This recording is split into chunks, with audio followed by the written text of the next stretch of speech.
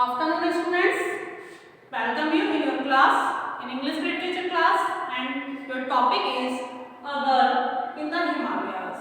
Yesterday in live class, I told you about the summary of this chapter, what is scientific and what is illusion and elemental.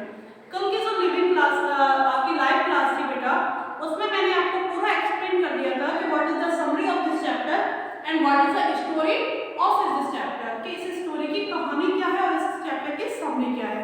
But I again explain you about the summary and about the story of this chapter. Let's start from the chapter. A girl lived in the Himalayas. A girl in the Himalayas, जैसे कि cell से clear हो रहा है कि एक बच्ची है जो हिमालय में है.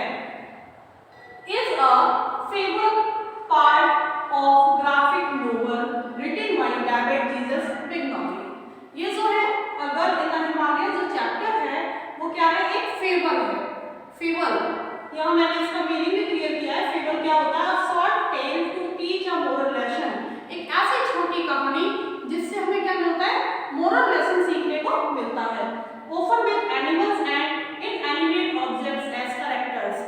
मोस्टली बेटा आपने इन वीडियोस ऐसे बहुत सारी मूवीज या फिर ऐसे बहुत सारे प्ले देखे होंगे जिनमें कार्टून्स का यूज होता है, picture of animals and voice of person. ऐसे बहुत सारे वीडियोस आपने देखी है कि उसमें आपको ऐसी स्टोरी देखी है आपने कि जिसमें आपको कार्टून में as a figure of cartoon आपको एनिमल्स की पिक्चर है ना, अदर कार्टून्स की पिक्चर्स मिलती हैं, बट उनमें जो वॉइस होती है वो किसकी होती है? पर्सन की होती है, किसी ह्यूमन बीइंग की होती है. तो ऐसी स्टोरीज होती हैं वो मॉरलेबल होती है. मीन्स उन स्टोरी को देखने से, उन स्टोरी को सुनने से हमें कोई ना कोई मोरल मतलब सीखने को कुछ ना कुछ मिलता है. तो this story is also fable. ये स्टोरी भी क्या है? एक शॉर्ट टेल है, एक कहानी है जिससे हमें लास्ट में क्या मिलेगा? एक मोरल सीखने को मिलेगा. A part of graphic novel, और ये एक ग्राफिक नोवेल का भी पार्ट है. ग्राफिक नोवेल बोला जाता है कॉमिक्स में. Comics you know very well. Comics क्या होती है? कॉमिक्स बेटा वो होती हैं जिसमें आपको पिक्चर्स दिखाई देती हैं और साइड में उनके डायलॉग्स लिखे होती है. आपको पिक्चर्स दिखाई देंगे मतलब वहां पर जो एक्सप्लेनेशन होता है स्टोरी का वो लाइन बाय लाइन नहीं होता. वहां पर आपको पिक्चर्स मिलेंगे स्टोरी में और उसके साथ उसके डायलॉग लिखे होंगे. तो ऐसे पिक्चर्स को, ऐसे स्टोरीज को हम क्या बोलते हैं? कॉमिक्स बोलते हैं. आफ्टर इट बेटा I told you the characters of the story. इसके बाद मैं आपको स्टोरी के जो कैरेक्टर्स हैं उसके बारे में बताती हूँ. बिजिया.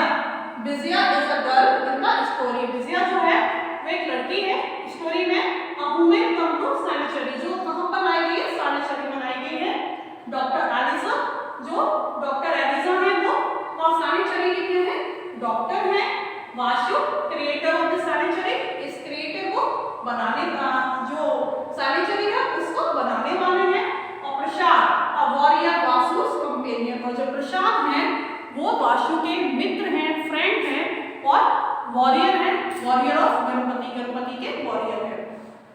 ये जो सैनिचरी है वहां पर ये मीन्स पहले मैं आपको क्लियर कर दूं. सैनिचरी मीन्स क्या है? आप बहुत ज्यादा कंफ्यूजन में होंगे कि मैम व्हाट इज सैनिचरी, ये सैनिचरी है क्या? तो in the story the writer told us sanctuary means a holy place.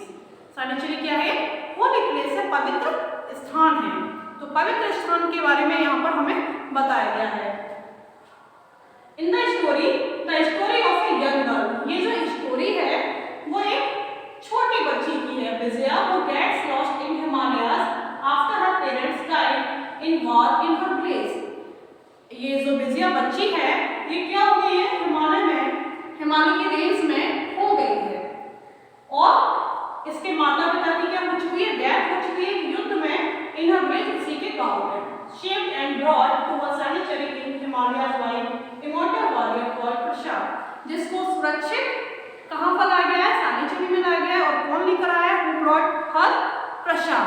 प्रसाद जो है वो इमॉर्टल वॉरियर हैं सैनिचरी के, वो उसको सैनिचरी में ले आए हैं. She is orphan. वो बच्ची जो है वो अनाथ है क्योंकि उसके जो पेरेंट्स हैं उनकी डेथ हो चुकी है.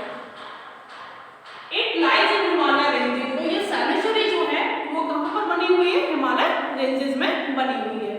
इन दिस चैप्टर बेटा, इस चैप्टर में राइटर ने बेटा इस वर्ल्ड को 2 पोर्शंस में डिवाइड किया है।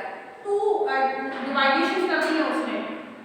एक उसने किया है गुड वर्ल्ड में और सेकंड किया है उसने बैड वर्ल्ड में, और इसी का डिस्क्रिप्शन उसने स्टोरी में दिया है। क्या दिया है बेटा कि गुड वर्ल्ड में वो लोग आते हैं जो एलिमेंटल है, जो क्या है एलिमेंटल है, और इल्यूजन में वो लोग आते हैं, बैड वर्ल्ड में वो लोग आते हैं जो इल्यूजन है, मींस इविल्स है उनके अंदर। क्या है इविल्स है, बुराइयां हैं।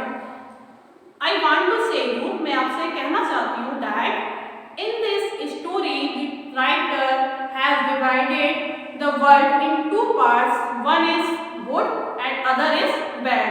In good world lives elemental and in bad world lives illusion. What is illusion?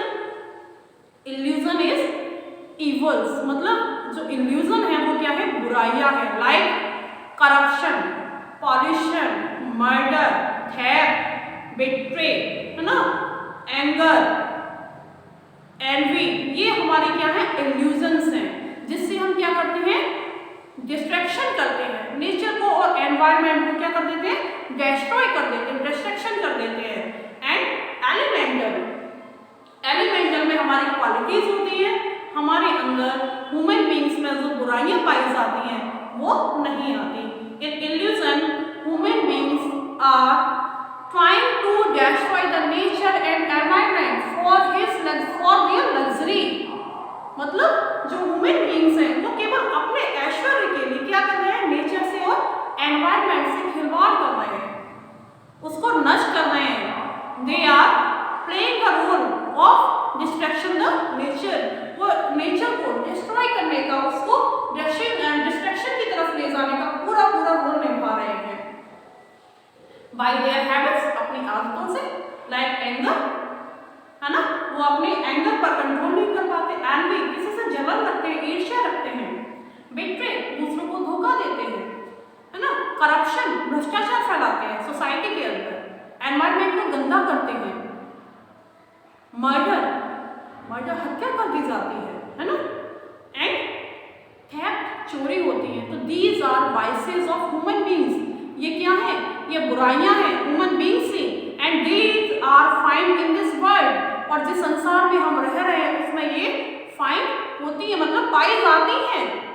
तो the writer is trying to understand us, जो राइटर है वो हमें ये समझाने की कोशिश कर रहा है that what is wrong and what is right, to identify the right and wrong. Writer ये चाहता है हमसे कि हम आइडेंटिफाई करें कि क्या गलत है और क्या सही है। इन लास्ट बैड वर्ड, जहां पर इल्यूजन्स रहती हैं, बुराइयां रहती हैं, इविल्स रहती हैं, एंड इन गुड वर्ड यहाँ पर इमोर्टल एलिमेंट्स रहते हैं, इमोर्टल जो कभी मरे नहीं, हमेशा जीवित रहे, है ना। तो इमोर्टल प्योरिटी रहती है यहाँ पर, प्योर सॉल्यूशन रहता है, प्योर सॉइल रहती है यहाँ पर। प्योर सॉइल रहने से मीन्स है कि यहाँ पर देवात्मा रहती है, मीन्स यहाँ पर जो है सैनिचरी को, अच्छा ये सैनिचरी जो वर्ड में बार बार रिपीट कर रही हूँ, सैनिचरी को बनाने की नीड क्या हुई, why is the need of creating sanctuary, sanctuary क्यों बनाई गई, क्रिएशन क्यों किया वास्तु जी ने यहाँ पर, इसका रीजन है, reason is that they want to save from vices, क्योंकि वो वाइसेस से, बुराइयों से दूर रहना चाहते थे, उनसे बचना चाहते थे, सो दे क्रिएट सैनिचरी, इसलिए उन्होंने किसका क्रिएशन कर दिया, सैनिचरी का कर दिया। इट लाइज इन हिमालयस, जो हिमालय रेंजेस में स्थित है। यहाँ पर ह्यूमन बींग्स नहीं है, जो सैनिचरी में रह रहे हैं वो ह्यूमन बींग नहीं है, वो मानव नहीं है, वो एक एलियन की तरह है। एलियन जानते हैं आप, जो दूसरे स्पेस से आया हो, उनकी तरह, उनसे मिलते जुलते हैं, है ना। तो वो किसमें रहते हैं, गुड वर्ल्ड में रहते हैं, और बैड वर्ल्ड में कौन रहते हैं, इल्यूजन्स रहते हैं, जिनके अंदर they are full of vices, जो बुराइयों से भरे होते हैं। तो after it we all know about the importance of chapter, मतलब अब हम ये जानेंगे इस चैप्टर को पढ़ने से, इस चैप्टर का महत्व क्या है, इस चैप्टर को पढ़ने से हमें क्या मिलेगा सीखने के लिए। In starting I told you that this chapter is a fable. Starting में मैंने आपको बता दिया था कि चैप्टर क्या है, एक फेबल है, मतलब शॉर्ट टेल है जिसमें क्या होता है, एक मोरल होता है। तो now let's no about the importance of chapter. Author through this chapter wants us to think about the world we are living in. Author जो है वो इस चैप्टर, इस स्टोरी के थ्रू, इस स्टोरी के द्वारा हमें ये बताना चाहते हैं to think about the world, कि हम इस संसार के बारे में सोचें। We are living in, जिसमें हम रह रहे हैं।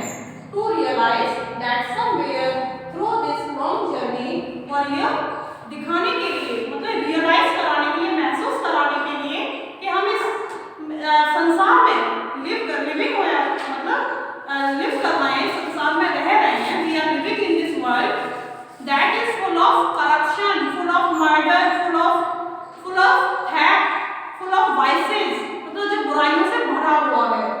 तो इस लॉन्ग जर्नी, जहाँ पर हमें अपनी लाइफ की लॉन्ग जर्नी तय करनी है, उसके बारे में थोड़ा हम अपने फ्यूचर को लेकर सोचें। We have forgotten the importance of right or wrong for our luxuries, और इसी लॉन्ग जर्नी में हम ये भूल गए हैं कि what is the importance of right or wrong, कि सही और गलत का महत्व क्या है ना। हम अपने